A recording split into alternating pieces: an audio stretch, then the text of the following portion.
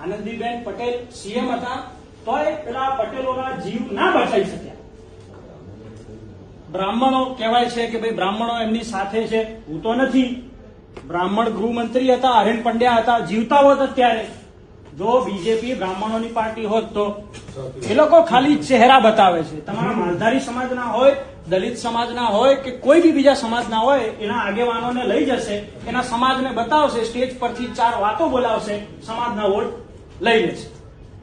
આના સિવાય કશું જ નથી આ વાતમાં. બીજેપી કંપની છે, એક કોર્પોરેટ કંપનીના જેમ કામ કરે છે. આના સિવાય આમાં નવું કશું જ નથી. લાલજીભાઈએ જે કીધું છે ને એ ઘણા અર્થોમાં ઊંડું ઉતરવા જેવું છે. એ પણ એક રાજનેતા છે. બધાને વિચારતા કરી દીધા છે કે આમાં છે શું. આખો બ્રાહ્મણ સમાજ વિચારે છે, પટેલો વિચારતા થઈ ગયા કે આ આરોપ છે શું. આ સાચી વાત છે, કારણ કે કોઈને જસ્ટિસ મળતું નથી. ભાજપના શાસનમાં છેક આદિવાસી પર